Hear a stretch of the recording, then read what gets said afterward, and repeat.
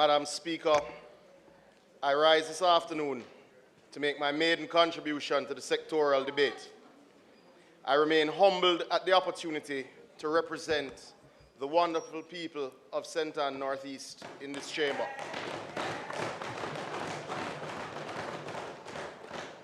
I thank my councillors, constituency executive, party workers, and most importantly, my more than 45,000 constituents. Minister, permission to speak from a seat. Yes, ma'am. Permission to speak from a seat, not usually my own. Permission granted. Thank you, Madam Speaker. And my more than 45,000 constituents for the journey thus far. I also acknowledge the ones who have journeyed from North East Centre to be with me this afternoon and thank them for coming. I look forward to the coming chapters in the development journey of NESA. Today, I have the responsibility of outlining Jamaica's sustainability agenda and the supporting programs for the current fiscal year while sharing our broader national ambitions and sustainability targets. The work to make Jamaica grow sustainably has been entrusted to the Ministry of Economic Growth and Job Creation. I am proud to work day in and day out with the Most Honourable Prime Minister, Dr. Andrew Holness, to work on this critical body of work. I thank Mrs. Arlene Williams, Permanent Secretary, her able CTDs and technical staff for their yeoman efforts and thank them for being here this afternoon as well. I also extend my appreciation to the boards of directors, senior management, and staff of the agencies assigned to me. Additionally, I thank my direct team who sacrificed so much to provide significant support to me personally, including my advisors, executive staff, and CPOs. We are nothing without family, Madam Speaker, and I pause to thank my own family for their love and support, especially my wife and son, and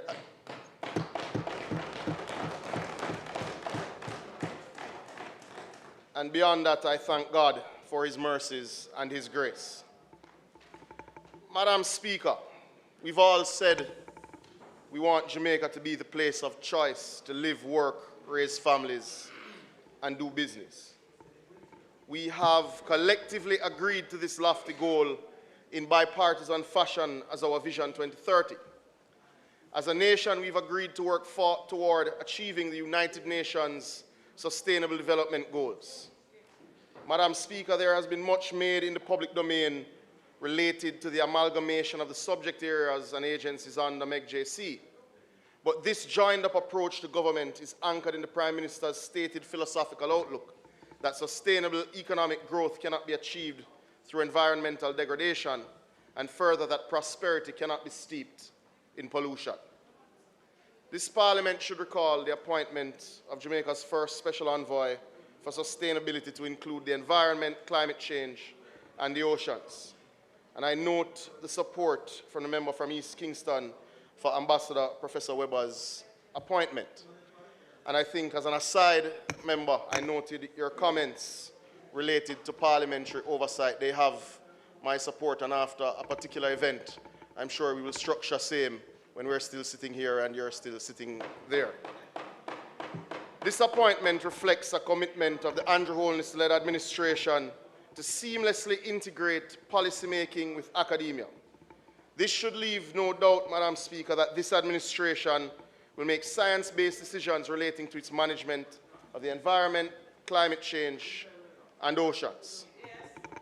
Madam Speaker, this administration has prioritized the modernization of the regulatory and legislative framework that governs our environmental management. Yeah.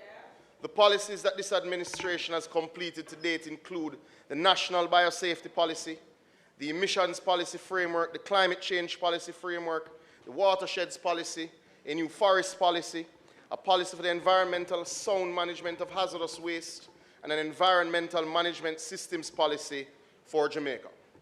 Madam Speaker, we have also completed and tabled in this Honourable House the Green Investment Strategy for Jamaica. In the present fiscal year, the following policies will indeed be finalized and tabled in this Honourable House, some in a matter of weeks. These include the overarching Protected Areas Policy, the Keys Management Policy, the National Swamp and Freshwater Policy, and yes, Madam Speaker, the Beach Access and Management Policy. Madam Speaker, colleagues should recall that we recently completed the following legislative work and passed the amendment to the NRCA Act and Wildlife Protection Act to allow for increased fines and related custodial sentences, as well as for the first time allowing body corporates to be charged for breaches under both acts. We've also completed the protected areas regulations under the NRCA Act. Added to this, Madam Speaker, we are nearing completion and expect to complete the following this fiscal year: the repeal and replacement of the Forest Act, the amendment of the Wildlife Protection Act, overall amendment supporting the ratification of the SPA Protocol. We've also given heavy focus on the subsidiary legislation of the NRCA Act and expect to complete and pass this year the amendment to the wastewater and sludge regulations to be completed by the end of May this year, the amendment to the air quality regulations. We are also expecting to complete the regulations governing transboundary movement of hazardous waste and their disposal, and the long-awaited environmental impact assessment regulations are being reviewed for tabling, Madam Speaker. Madam Speaker, this list is impressive but not exhaustive. It is important that we explain how these legislative and policy reforms will actually bring about a cleaner, greener, and more resilient environment. Madam Speaker, this administration has developed a 20-point roadmap to reach this destination. We have dubbed it JA Sustain, or JA Sustain. This plan is rooted in our deep commitment to improve levels of environmental protection, increasing the capacity for monitoring and enforcing our laws, and significantly increasing our restoration efforts where degradation has taken place in the past. Madam Speaker, this roadmap will focus on the following areas. Firstly, improved air quality.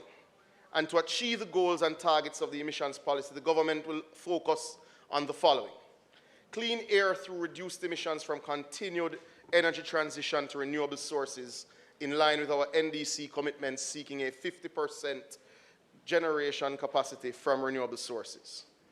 This administration, Madam Speaker, will implement tailpipe testing for all vehicles at the point of licensing. We will implement state call measures at all of the nation's ports. And Madam Speaker, we will continue greening and electrification of the national fleet. The second focus, Madam Speaker, is indeed on water quality. Jamaica has already promulgated new sewage and sludge watershed regulations and policies. This year, the government will expand monitoring and testing capacity, Madam Speaker, by training registered community-based organizations to help with sample collection to significantly expand our monitoring of our watersheds and waterways. The third focus, Madam Speaker, is on land use. Increased protection and restoration efforts have marked our tenure.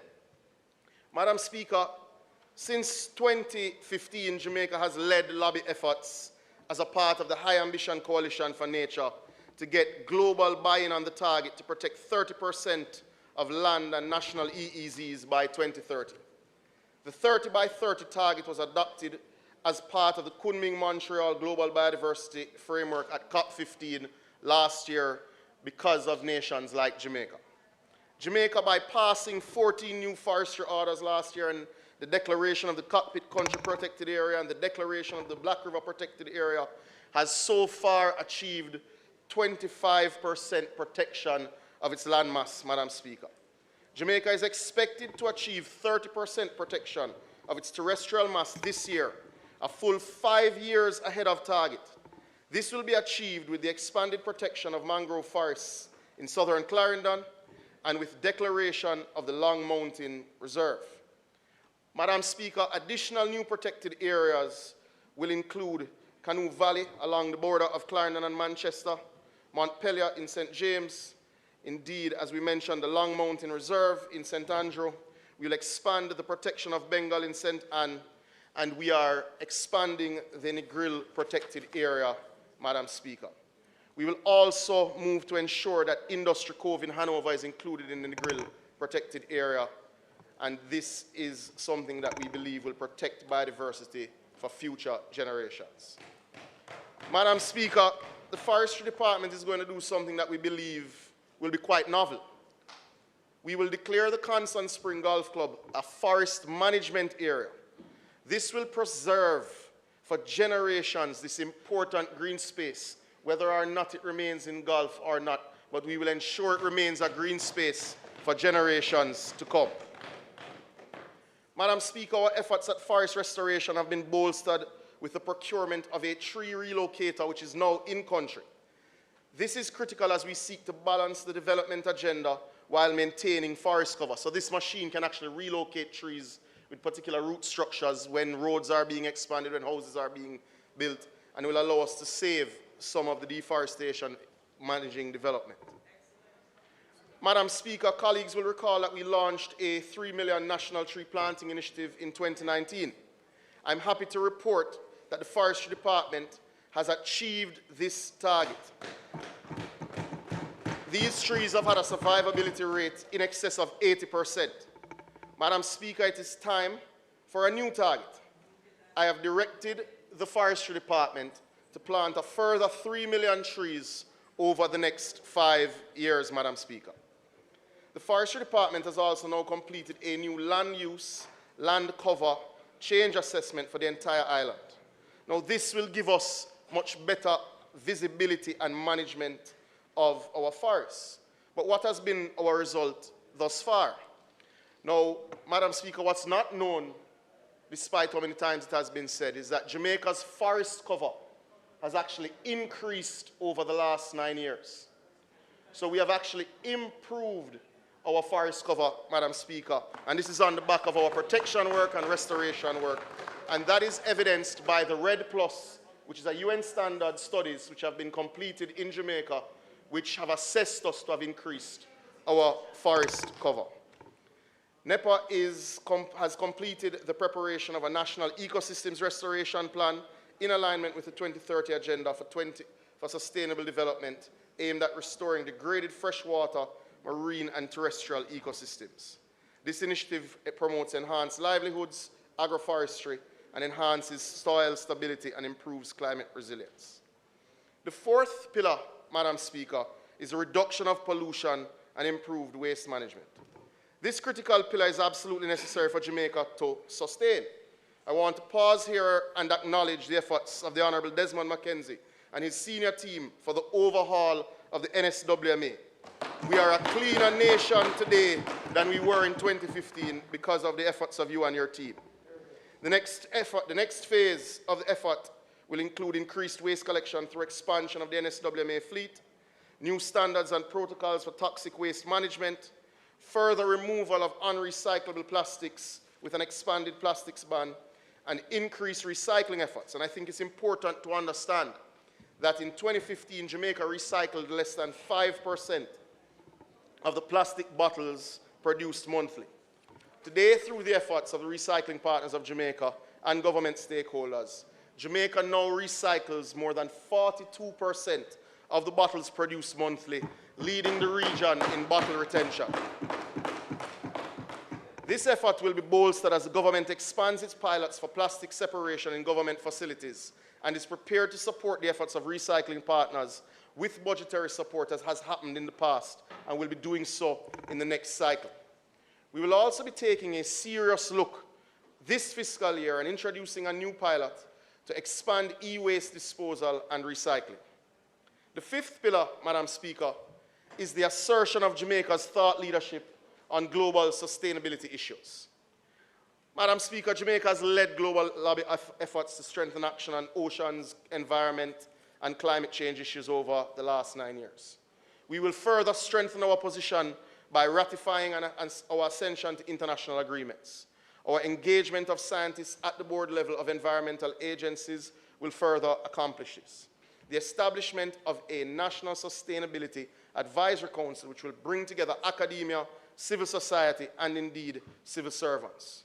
Jamaica has also offered itself as host for international fora, including but not limited to the Our Oceans Conference in 2027 and the UN Oceans Conference in 2029. Our sixth focus, Madam Speaker, is indeed the restoration of critical natural assets. Madam Speaker, this year the government will further advance critical planning with a view to commencing the following activities before the end of this fiscal year.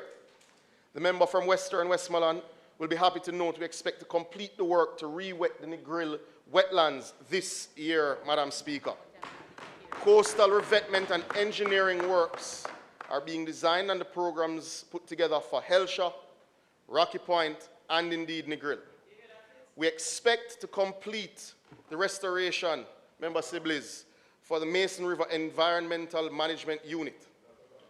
South Clarendon Mangrove replanting in partnership with USODECO, CCAM, and indeed the Forestry Department will be expanded to ensure greater protection for the entire southern Clarendon belt, Madam Speaker. We are bringing environmental protection to life, and we're doing so with the expansion, restoration, and relocation that is planned to start this year for existing sewage plants, Madam Speaker. We expect to expand and improve the capacity this year of the Soapberry treatment plant, doubling its capacity and moving it to tertiary treatment. I'll speak more on that in a little bit. The member from Kingston Western will be happy when we get into the line plans for the improvements in West Kingston, which are 30 years overdue, Madam Speaker.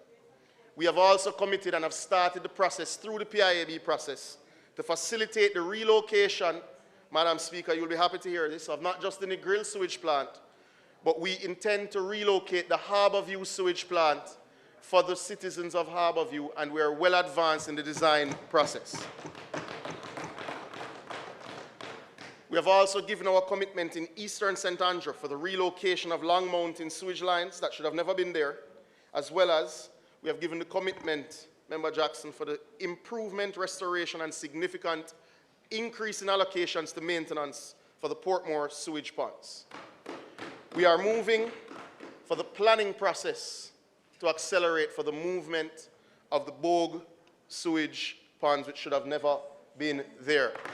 That will take some more time, but we're advancing the planning, Madam Speaker. Sewage is amongst the worst environmental issues that we face, and this administration is taking it seriously. Our eighth pillar surrounds the issue of climate and resilience financing. Madam Speaker, recognizing the urgent need to mobilize and effectively manage financial resources for adaptation, Jamaica has embarked on an ambitious journey to develop a comprehensive country platform for climate finance. This platform serves as a coordinated approach to attract, manage, and deploy climate finance from various sources, including multilateral funds, bilateral donors, private sector investments, and innovative financial instruments. Madam Speaker, the Government of Jamaica, through the Development Bank of Jamaica, is advancing the establishment of the first Jamaica Blue-Green Facility, a national mechanism designed to mobilize climate finance at significant scale. The international partners include the Green Climate Fund and the UK Foreign Commonwealth and Development Office. This is ably supported with the collaboration of national partners to provide concessional loans, grants, and technical assistance to accelerate investments in clean energy, climate-resilient infrastructure, and sustainable agriculture, among other climate-vulnerable sectors. Madam Speaker, we will not launch a fund without funds in the way that other nations have. This fund is expected to launch this year. Madam Speaker, at the heart of Jamaica's climate finance strategy is this Blue-Green Facility, a pioneering initiative designed to streamline and upscale funding for adaptation and resilience projects. This facility represents a holistic approach to climate finance, integrating blue and green terrestrial ecosystems into a unified funding mechanism. Madam Speaker, to note, we have completed the greening project for the Bank of Jamaica, and it is expected that the Jamaica Stock Exchange will complete their processes, allowing them to list blue and green bonds this calendar year. Madam Speaker, as our ninth pillar, we are continuing to honor our obligations under the Paris Agreement. This year, Madam Speaker, the government will complete its updated nationally determined contributions It will complete its long-term strategy for emissions reduction, and it will complete its national adaptation plan, filing them with the UNFCCC as per our obligations under the Paris Agreement. Madam Speaker, climate adaptation is critical to Jamaica's future. We are on the front lines of climate change, and as the member from Eastern Kingston would have spoken to, it is indeed a grave crisis. We are experiencing sea level rise already. We're experiencing warming temperatures. We're experiencing deteriorating soil quality and indeed reduced pollination rates. But when one contemplates that in 2022, Jamaica experienced its worst drought. In 2023, we experienced our second worst drought. In 2024, we experienced our fourth worst drought. In 2024, in June, we had our hottest day ever, while then having a Category 5 hurricane hit us and tropical storm Raphael. Madam Speaker, we are on the front lines of a climate crisis and have much to adapt to.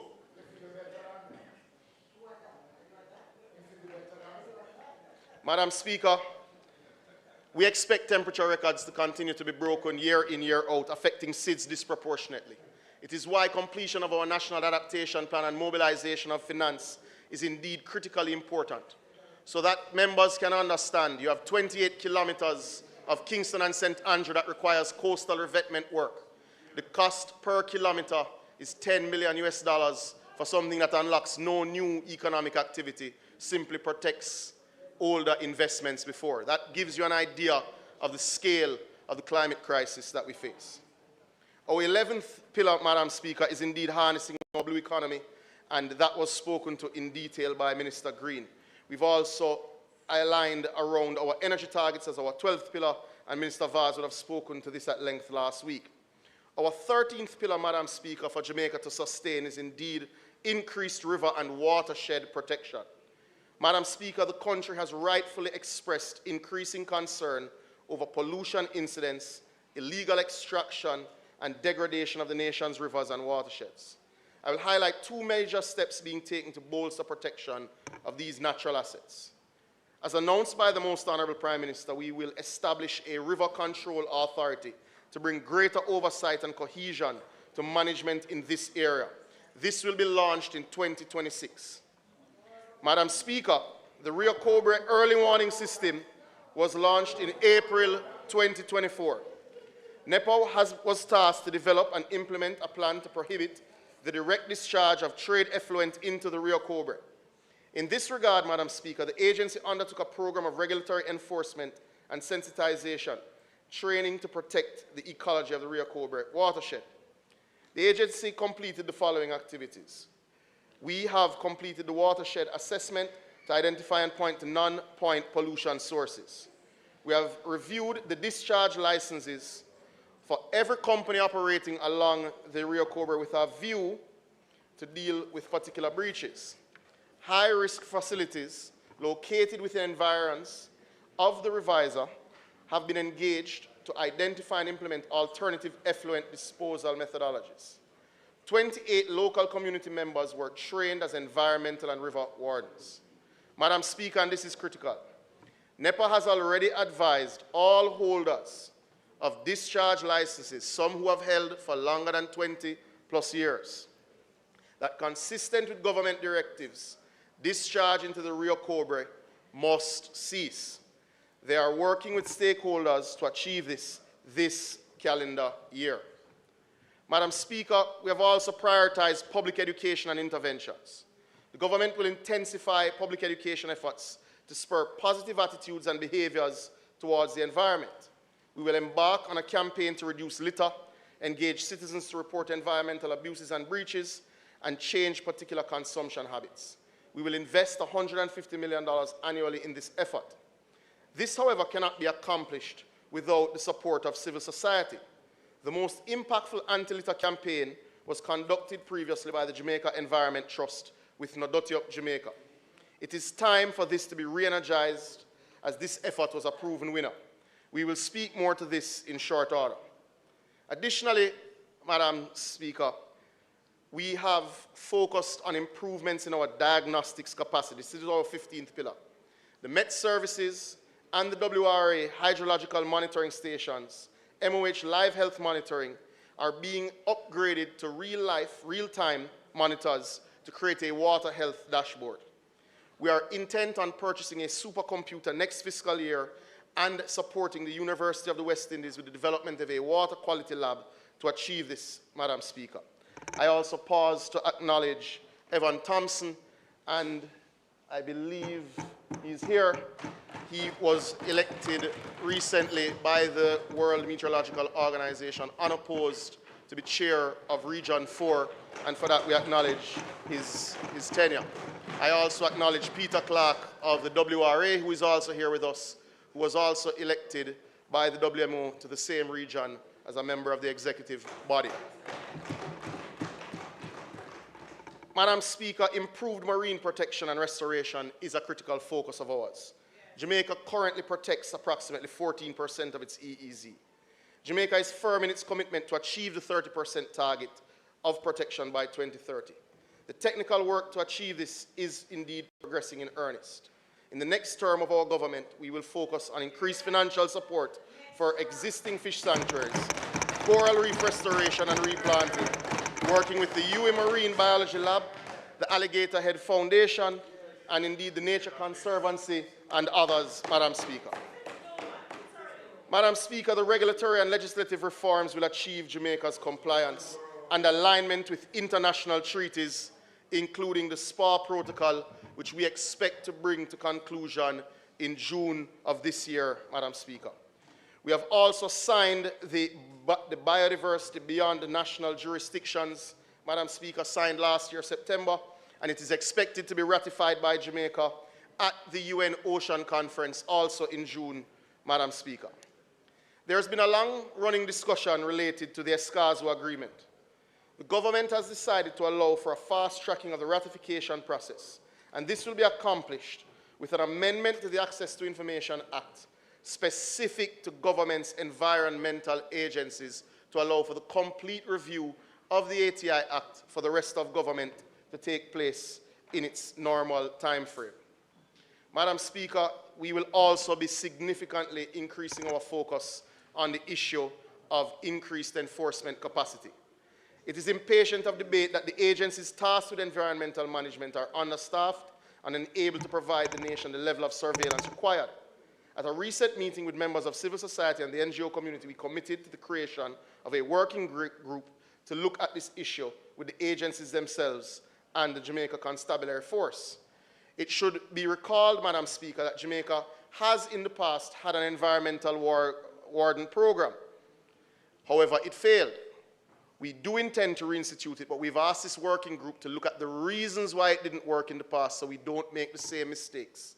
We have also reached out to the Jamaica Constabulary Force, who has pledged significantly increased focus because we know many environmental crimes are being driven by organized criminals, Madam Speaker. Madam Speaker, we've further improved our focus on town planning. Madam Speaker, sound environmental management requires good planning, and in that vein, I'm proud to advise that 100% of the island is now covered by at least a provisional development order. In fact, smart master plans for the urban areas of Negril, Halfway Tree, and Constant Spring have been drafted and are going through the review and consultative stage. These smart master plans are expected to be finalized this fiscal year. Indeed, the draft smart master plan for Crossroads is nearing completion. It should be noted that the work has begun also on a draft smart Mandeville master plan, Madam Member from Central Manchester. Now, these master plans are incredibly important to trigger economic growth. But I point to the 20th pillar of our focus, which is indeed beach access. In this season of newfound causes and commitments and wild promises, this issue is again front and center.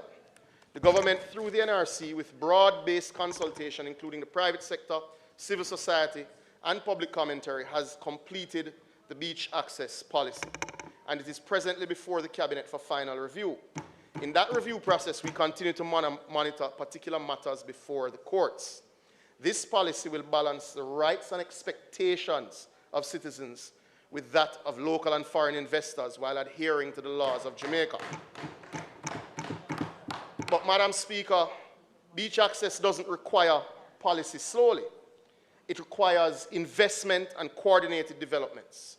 It is for this reason, Madam Speaker, the government, through the efforts of the Tourism Enhancement Fund, the UDC, and the Fisheries Division, continue their efforts to expand and improve beach access.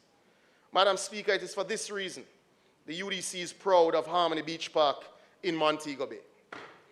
It is for this reason we are proud to announce the development of the Negril Public Beach Park this year, which will provide access to citizens, an improved craft market, and an entertainment zone, and that will commence this year, Madam Speaker, and I bring your attention to the graphics and the imagery associated with same on the screens.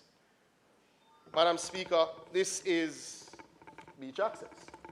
I also bring to your attention that in this fiscal year, the Tourism Enhancement Fund will commence the development of 3 upgraded beach parks, namely the Padgett Beach in St. Mary, the Success Beach on the eastern side of St. James, and for those in the gallery, the Priory Bathing Beach, also known as Fantasy Beach. I will not encroach into Minister Bartlett's presentation. However, Madam Speaker, let there be no doubt that this administration is building quality beach parks for Jamaicans to access freely. However, Madam Speaker, there is an additional point to be made. This government has, through its regulatory process, sought to preserve access points to beach, long accessed by citizens. I will further highlight below a pathway which was recently installed at a hotel development, a brand new hotel development, I believe the last one to be completed in Jamaica, in Trelawney. That was a term of their approval, meaning hotels that are now getting approval are required to put in place pathways providing access to citizens, access to beaches that they previously had access to. So they're able to access the foreshore, and we ensure that they have appropriate parking and other such systems. This is indeed for those who wish to go and visit the beach. It is found in proximity of Rio and Royalton in Trelawney. And with other developments that are coming, you will see similar pathways providing access. You see, beach access, though complete on paper, requires investment, and this administration has chosen beach access for Jamaicans and continues to choose Jamaica. Madam Speaker, Madam Speaker,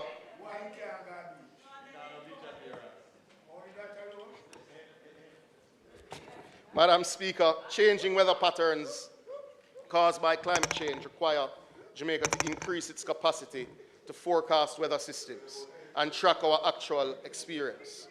I'm happy to report, Madam Speaker, that the final work to bring Jamaica's radar system online for the Meteorological Service of Jamaica is ongoing and expected to be complete this very week, ensuring that the Met Service has the necessary tools for the upcoming hurricane season and is not left solely dependent on external sources.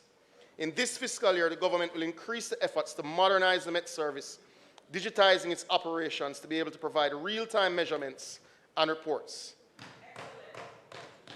It is well known, Madam Speaker, that Jamaica has a bimodal weather pattern, and cyclically we are experiencing drier conditions.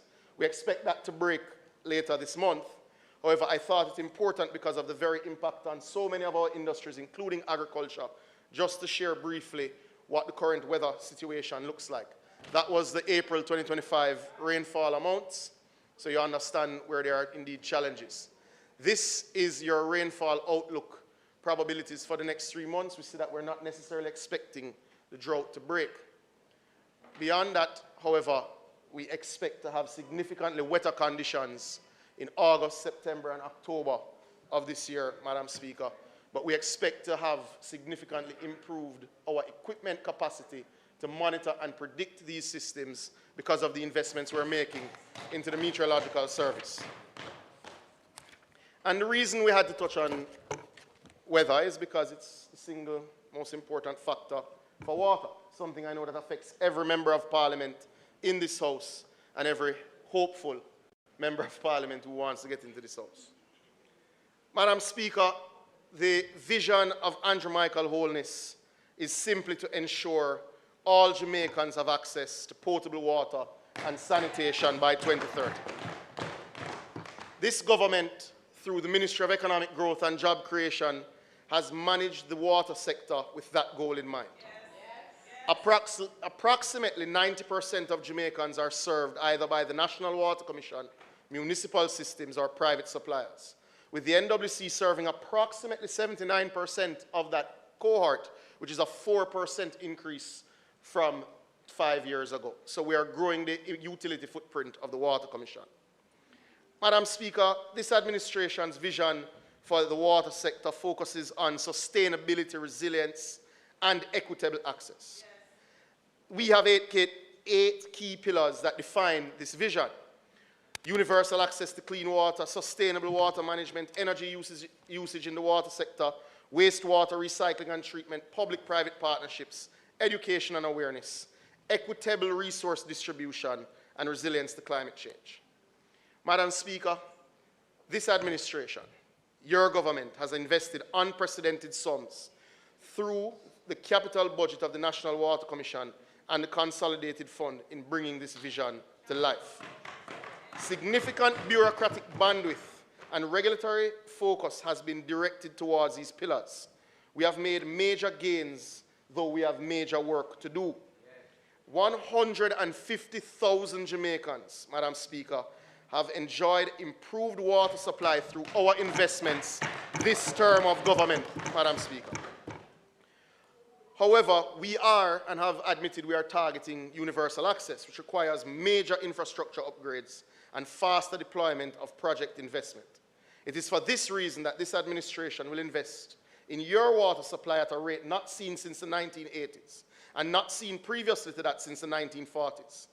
Madam Speaker, this investment is structured as follows. The National Water Commission is actively investing 10.1 billion Jamaican dollars with support from the Consolidated Fund this year, Madam Speaker. The NWC will, from revenue, conclude $1.18 billion of works already underway through its revenue, Madam Speaker. Further, the Rural Water Supply Limited is currently investing $597 million in small water systems. And further, the National Works Agency is guiding the investment of some $5 billion through the Spark program to repair old leaking pipes. But we go further, Madam Speaker. JSIF is also currently investing 1.18 billion Jamaican dollars into 3 water projects in St. James, and these are already underway.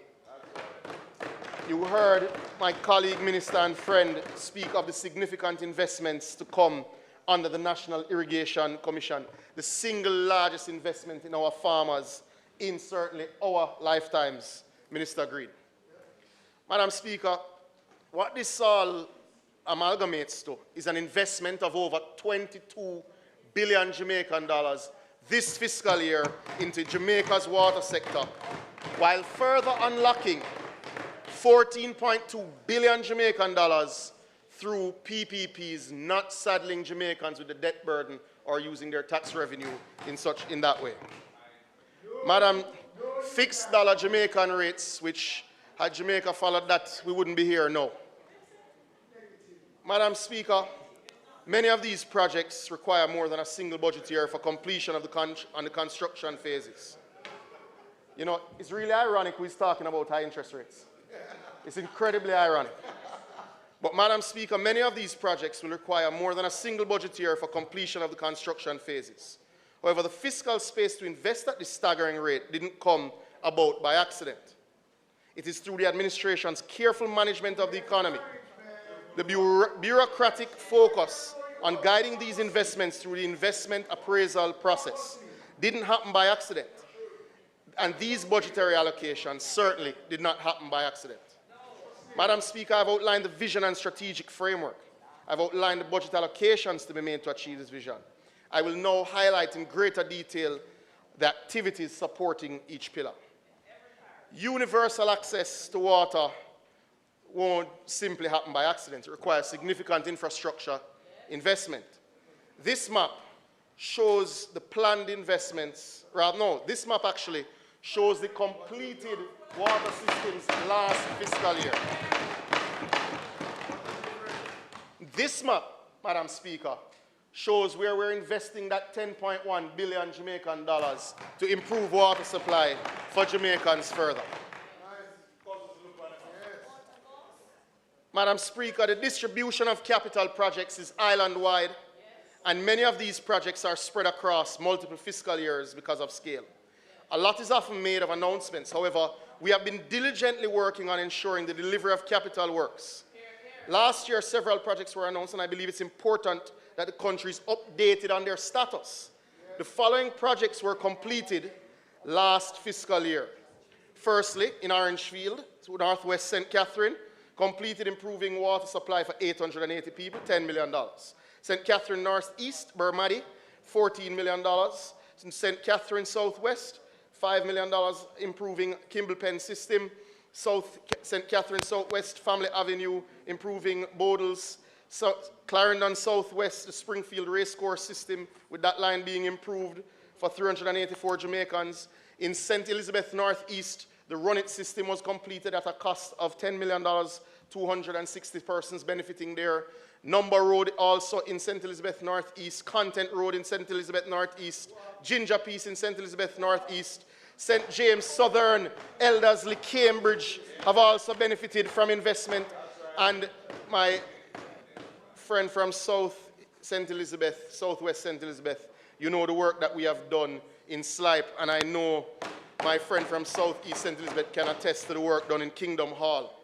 South St. Elizabeth Southwestern can also speak to a system commissioned, an investment, a very heavy investment in middle quarters, supporting New Holland as well. The member from Trelawney Northern can attest to the investment made in Braco. The member from St. Mary Western can speak to the investment in Mason Hall in phase 1 of that system. The member from St. Ann Northwest can speak to the Brownstown Retreat investment, which is underway. The member from St. Andrew East Rural can speak to Constitution Hill, I would imagine so, Madam Speaker. And I can go on and on, but we will circulate. We can take our time. We can take our time. But the one that I am particularly happy to report on, because we have gone through a lot of trauma with it in the area of Brownstown. And for those here from St. Ann, they'll understand that we had the collapse of the Minard well 2 years ago. This well is amongst the largest and deepest wells in Jamaica. It supplies 30,000 Jamaicans with water, and 2 years ago, it simply collapsed right before the local government election. Boy, bad luck worse than Obia. But I am happy to report that work on that system at Minard Well will be complete this week, and we expect to commission in the next 14 days, Madam Speaker.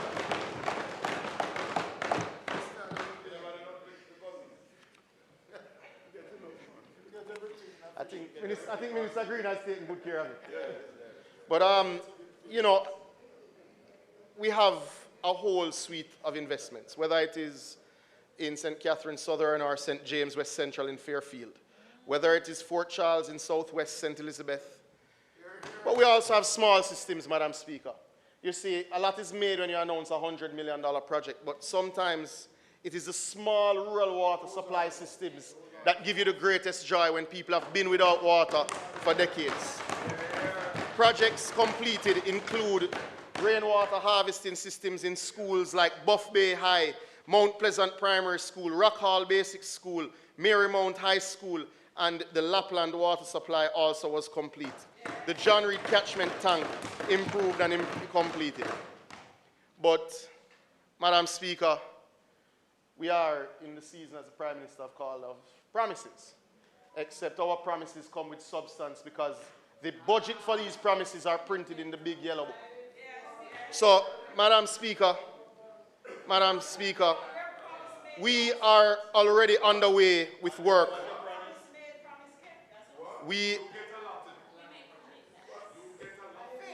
You know, it's funny, Madam Speaker, because just this morning, we both commissioned a system, a solar system, benefiting West Rural and indeed Northwestern St. Andrew, and broke ground on a piping system that benefits both Western St. Andrew and, of course, West Rural and Northwestern St. Andrew.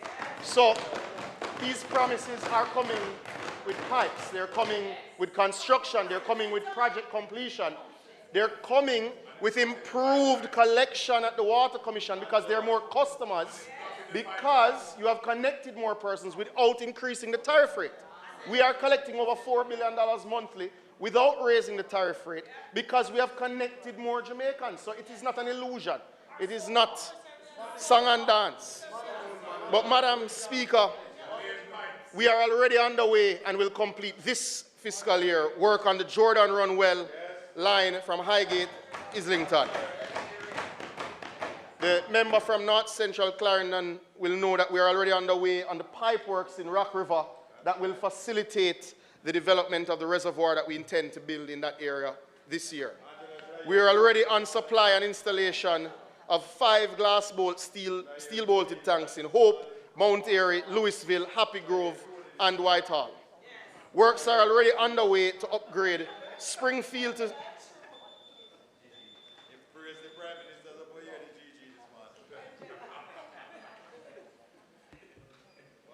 Ask him.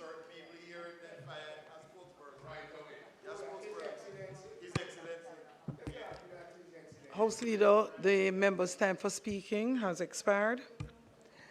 Thank you, Madam Speaker.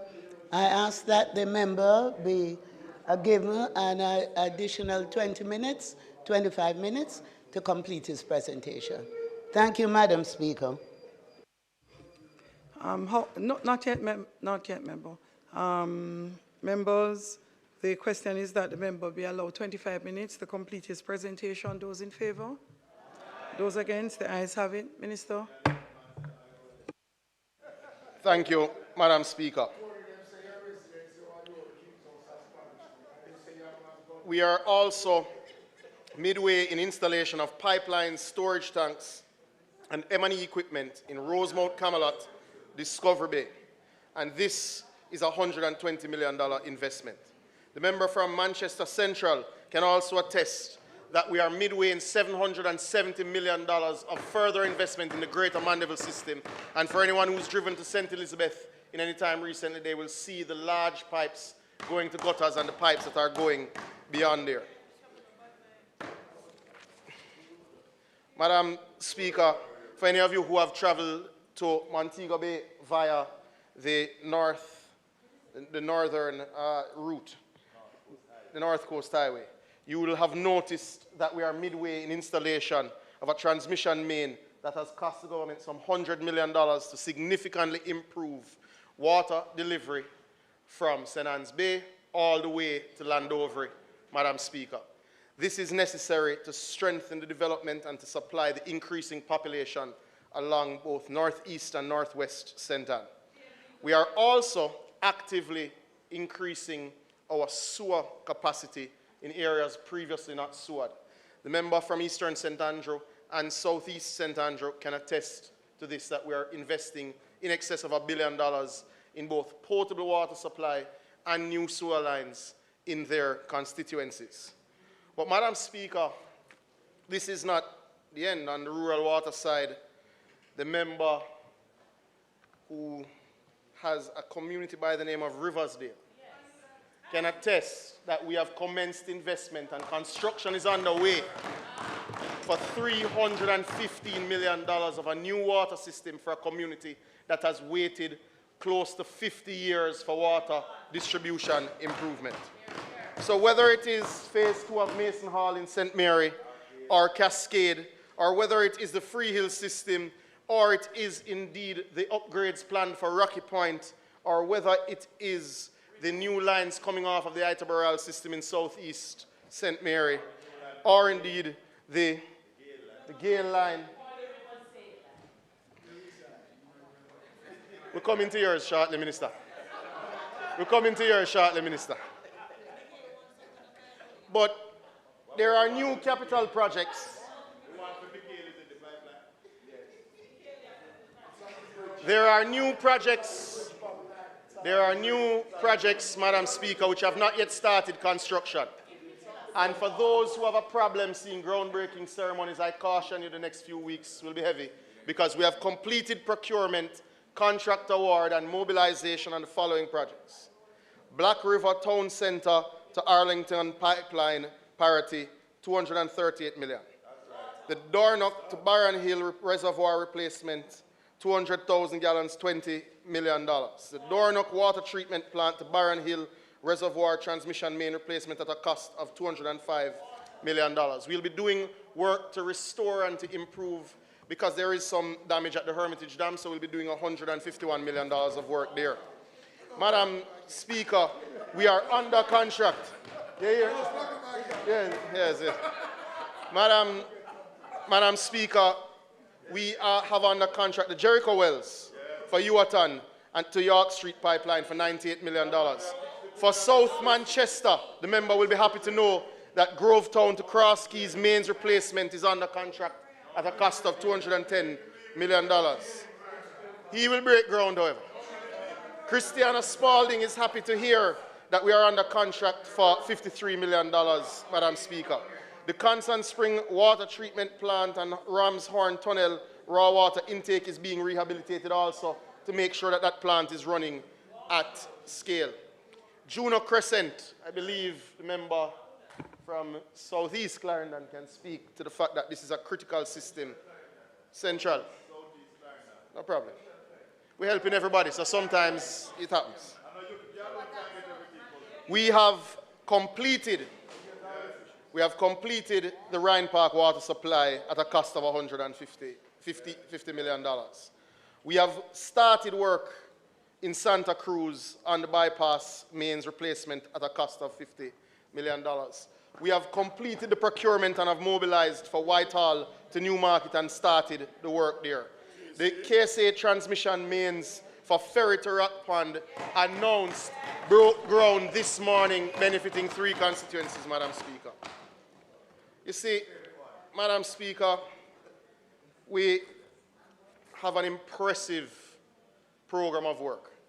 There is also expectation that the transmission mains for the Helsha Main Road will be upgraded with the road widening exercise, member, and I'm sure you're fully appraised of that one.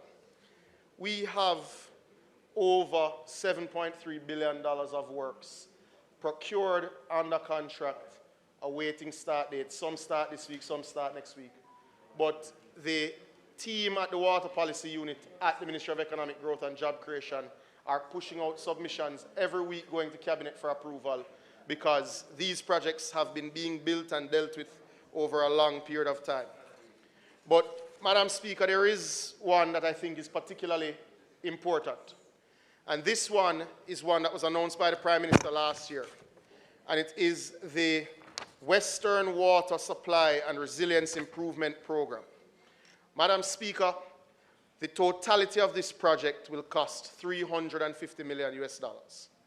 However, the terrible drought which affected Western Jamaica disproportionately in February to May of last year prompted the bringing forward of phase 1 of the project, which included major capital works to replace the transmission main from Martha Brae to the terminal reservoir in the center of Montego Bay, and the transmission main from Lucy all the way to Negril. That phase will cost $169 million or 27 billion Jamaican dollars. Madam Speaker, this phase of the project involves the upgrading of 28 kilometers from St. James to Trelawney and 37.5 kilometers of pipeline from Lucy to Negril. This project will benefit over 250,000 business and residential customers, while facilitating major developments in the tourism and residential, commercial, and development sectors. It is for this reason, Madam Speaker, that the Cabinet has approved the designation of the Western Parishes Water Supply and Resilience Program as a national development project. The construction phase of this project, Madam Speaker, will commence within 3 weeks. Now, to note, because of the significant scale of this investment, the construction phase will last 3 years, and there will be some traffic disruption during this work. We plead for patience, but this is a generational investment that will solve a lot of the issues that the member from West Central, from Northwestern, from East Central St. James call about daily every time the line collapses. It will significantly support the members from Eastern and Western Hanover, and of course the member from Western Westmoreland, who was on the front lines of the crisis last year, will appreciate this investment. This is not something to come. It is something that we expect to break ground on in the middle of June. And this is a major, major investment, Madam Speaker. And the pipes are in Jamaica. So we are underway with this work. Madam Speaker, we have spoken about rural water expansion for the better part of 25 years. Both administrations have pursued it through particular routes, but both of us have discussed it on the back of a CDB-funded project that just simply hasn't come together over the last 25 years despite it being pursued. I'm happy to report, Madam Speaker, that for those who would have read the Sunday dailies, Sunday newspapers rather, this week, they would have seen ads in the paper for hiring of staff for the project management unit. And I'm happy to report, Madam Speaker, that we will be going to procurement within 2 weeks. So a project tied up for 25 years will start once procurement is complete. But these projects won't happen in a year, and I don't want anyone to leave thinking that they will happen in a year. These are next year's groundbreakings, member from West Rural St. Andrew. And they will include the Agwater Vale to Jordan Run in Southeast and Central St. Mary. It will include phase 3 and 4 of Mason Hall and the expanded phase 5 member from Western St. Mary. It will include Albert Town to Ulster Spring in Southern Trelawney. It will finally include the long promised system for Union and Balaclava in Northeast St. Elizabeth. It will also include the Port Morant Airy Castle in Eastern St. Thomas. And the member from Southwest St. Anne will be happy that finally the 8,181 customers assessed to need this system will also benefit from an $800 million injection in that area. Madam Speaker, that map is indeed, I believe, coming up. And these are all the systems that we've worked through, which I'm happy to circulate to members. But this shows, and if you think of the population centers that have grown around these communities, you know why we should have done it 25 years ago. But we are finally at that point, and I'm happy to have put some work into that particular space. Madam Speaker, increased service reliability through improvements in storage capacity and upgrading infrastructure at key catchment areas is a critical focus. During the upcoming fiscal year, the NWC will undertake a comprehensive review of options for expanding 2 major storage infrastructure that serve the KMA, including the Mona Reservoir and the Hermitage Dam. As it relates to the Hermitage Dam, we'll be examining the possibility of increasing the storage capacity of the dam by either raising the crest level of the dam or constructing an entirely new additional reservoir to capitalize on the overflows from the existing dam, which often occurs. Colleagues will recall that last year the NWC undertook a full engineering assessment of the Hermitage Dam at a cost of $150 million and did find some weaknesses in the structure. Madam Speaker, the work associated with the development of the Rock River Dam in north central Clarendon is also underway. We have commenced land acquisition, site preparatory works, and pipe works are already underway at a cost of $150 million. We've already mentioned the Greater Mandeville water system, but this project is being undertaken at $2.7 billion and expects to bring NRW in the parish of Manchester by the end of the calendar year below 50%, coming from a high of 72%. The major project that the country requires is, however, a national non-revenue water project. This is a project that will span a decade. This is not a single administration project. This is indeed a major one. We have completed the first phase of the procurement, and through pre-qualification, we have identified 4 international engineering firms that are going through their procurement process with DBJ. This is a PPP contract. This will see the investment and commitment of over $300 million for distribution mains as we target NRW nationally of 30%. Right now, we're between 68 and 70%. I won't touch the immigration issues today, but I will touch on public-private partnerships. Madam Speaker, this government has actively encouraged collaboration between government and private enterprises and communities to improve water infrastructure, maintenance and innovation in water management technologies. This is to ensure that we are able to execute PPPs in the water sector. We have embarked on a strategic partnership with the IFC, the subsidiary of the World Bank, to achieve this. Madam Speaker, a major project that has been discussed for a number of years has finally entered the construction phase.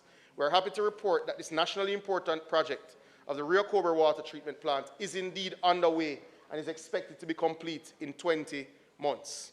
Now, this will produce some 15 million gallons daily of water that will supply Spanish Town, Portmore, and Kingston and St. Andrew, And yes, member, we have committed to supplying the communities that surround the water treatment plant. And you'll recall that discussion last week. Now, this is a first of its kind PPP. It is denominated in Jamaican dollars at fixed rates and has the ability for refinancing every 3 years. But more importantly, there is a component of the project that as an asset is depreciating, it must be replaced by the PPP operator.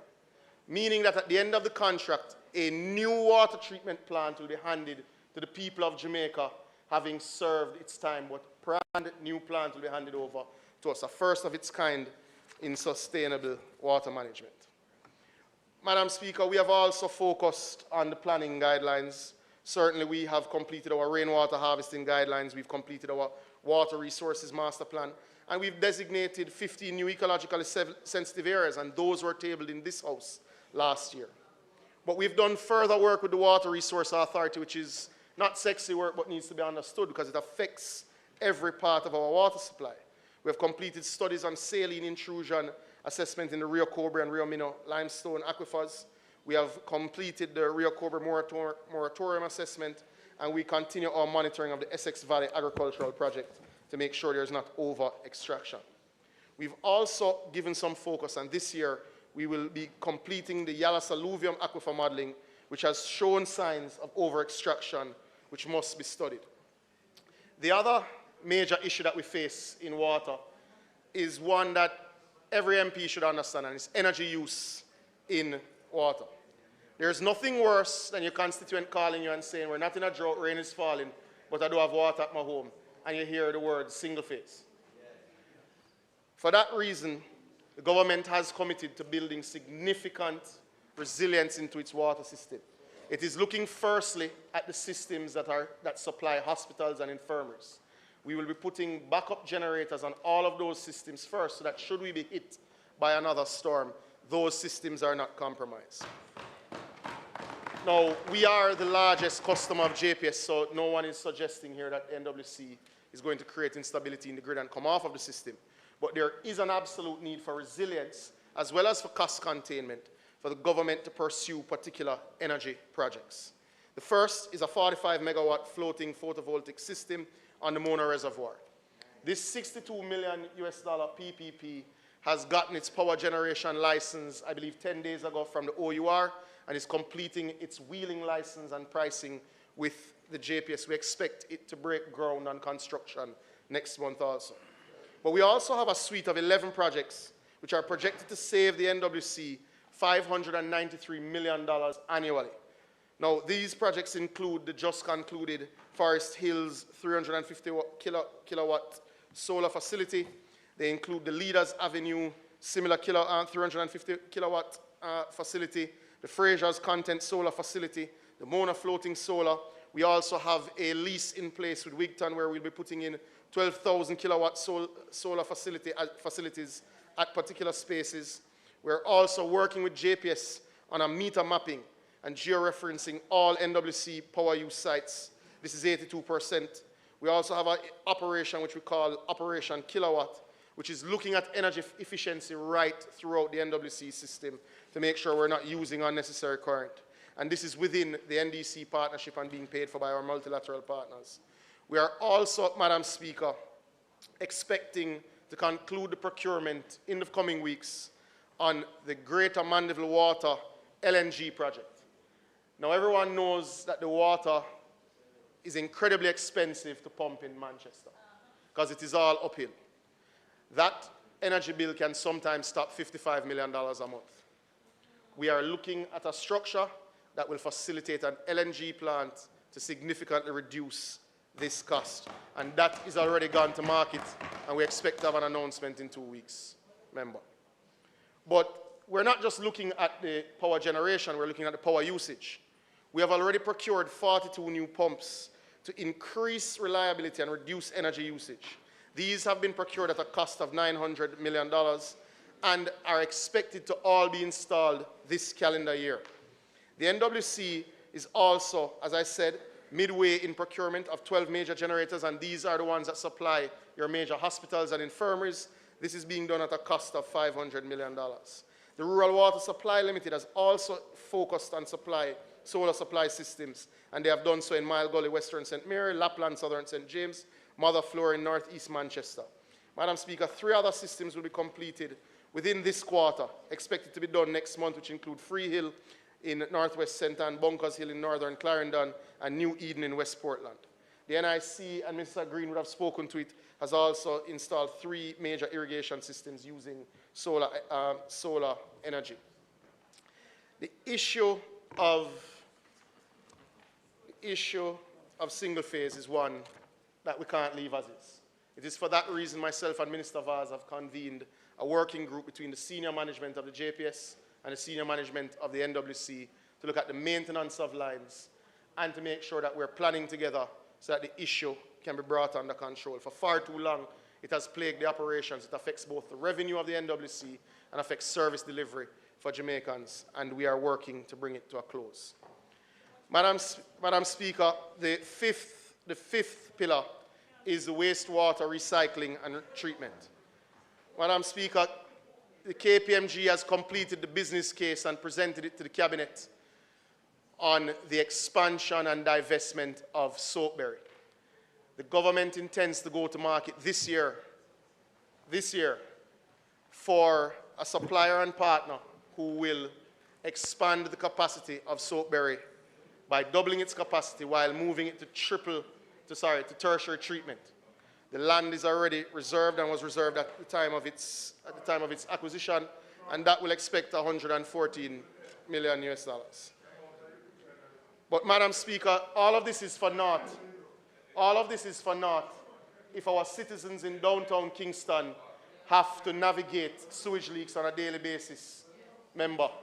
And it is for that reason, as you know, the Prime Minister has instructed, we're already doing, I believe, $200 million of work on Spanish Town Road, but we will commence next month an additional $480 million of line replacements going through Western Kingston, and will continue to do so until this issue is brought under condition. They have suffered for far too long.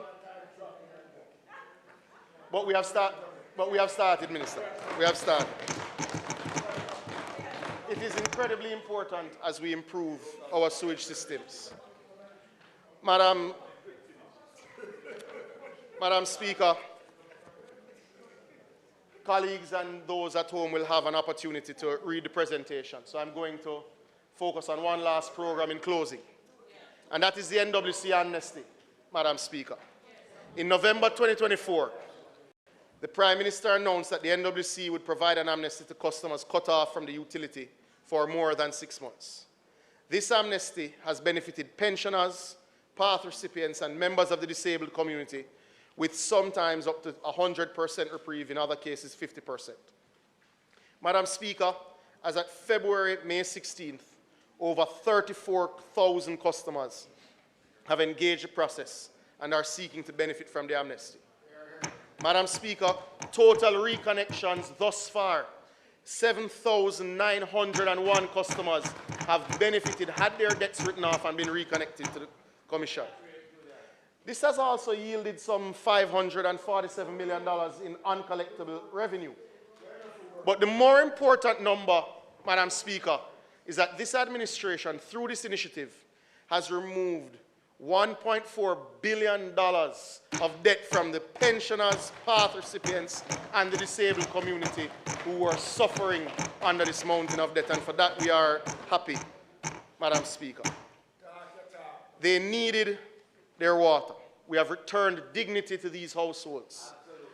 Madam Speaker, this initiative, for those who have engaged with the Water Commission, they don't need to worry about the date.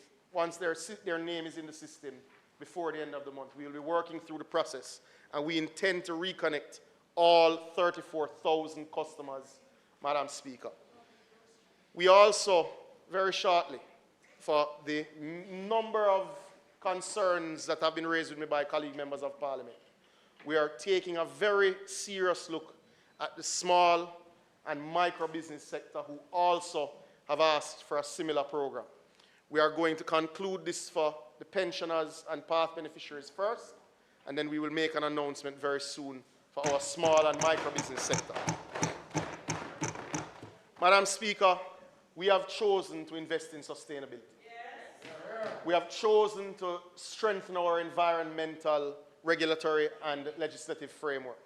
We have chosen to invest behind that and restore areas like the Negril wetlands, and Helsha coastal engineering is being done. We have chosen to invest at an unprecedented rate in the water supply of Jamaicans in urban Jamaica, in rural Jamaica, in every part of Jamaica. This government has chosen to make Vision 2030 a reality. The people of Jamaica have chosen us, and we have chosen Jamaica. Thank you, Madam Speaker.